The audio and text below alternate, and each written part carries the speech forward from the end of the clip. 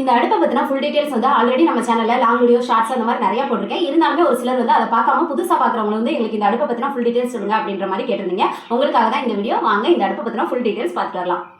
இந்த அடுப்புக்கு பேர் வந்து ஆலுவா அடுப்புங்க.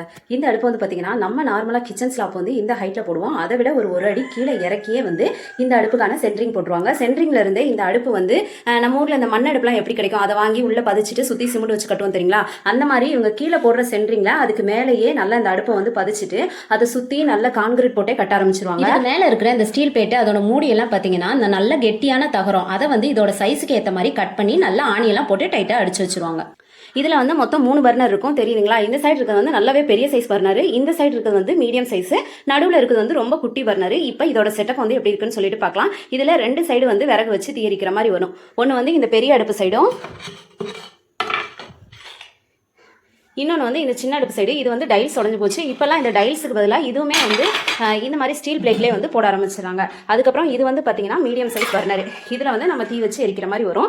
இதுவும் பெரிய சைஸ் பர்னர், இதில் நம்ம தீ வச்சு எரிக்கிற மாதிரி வரும். இது ரெண்டுலேயுமே நம்ம தீ வச்சு எரிக்கிற போது நடுவில் இருக்க அந்த குட்டி பர்னர் இருக்குது பார்த்தீங்களா, இதில் வந்து ஆட்டோமேட்டிக்காக தீ இந்த சைடு கேப் வழி வந்து 2 சைடுமே வந்து தீ எரிக்கும் போது இந்த சைடு கேப் தெரியுது பார்த்தீங்களா.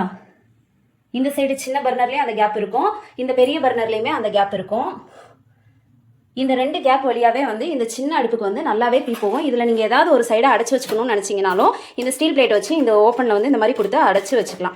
இப்போ இந்த அடுப்புக்கு நேராக இப்படியே மேலே பார்த்தீங்கன்னா புகை கூடு மாதிரி கட்டி வச்சுருக்காங்க. இது வந்து எப்படின்னு பார்த்தீங்கன்னா நம்ம கிச்சன் சிம்னி இருக்குது பார்த்தீங்களா, அந்த செட்டப்பில் இருக்கும். இது எதுக்காகன்னு பார்த்தீங்கன்னா சப்போஸ் நம்ம எப்படி தான் நல்ல விறகு வச்சு எரிச்சாலுமே நம்ம அடுப்பு பற்ற வைக்கும்போது பாத்திரங்களை மாற்றி வைக்கும்போது வந்து கொஞ்சம் புகை வரதான் செய்யும். அந்த புகை வந்து வீட்டுக்குள்ளே வராமல் இந்த மேலே இருக்கிற இந்த கிச்சன் சிம்னி செட்டப் வழியாக அழகாக வெளியே போயிடும். இந்த கறி பிடிக்கிறதுமே பார்த்தீங்கன்னா அவ்வளோவா கறி இருக்காது. நாங்கள் இப்போ இந்த வீட்டுக்கு வந்து 4 வருஷத்துக்கு மேலே ஆச்சு. இங்கே கேரளாவில் ரெகுலராகவே, கேரளா பொறுத்த வரைக்கும் ரெகுலராகவே இந்த விறகடுப்பு யூஸ் பண்ணுற பழக்கம் இருக்குது. ஸோ கறி வந்து இந்த அளவுக்கு தான் பிடிச்சிருக்கு. இந்த செவரை தவிர மித்த இதே கிச்சனில் மற்ற செவரெலாம் பாருங்கள், ஒரு துளி கூட கறியே பிடிக்காது. இதில் வந்து பார்த்தீங்கன்னா புகை பைப்பு தான் மெயின். அதனால தான் வீட்டுக்குள்ளே புகை வர்றது கறி பிடிக்கிறது இருக்காது. தெரியுதுங்களா, பின்னாடி ஒரு ஓப்பன் தெரியுதா, அதுதான் புகை பைப்புக்கு போகிற வழி.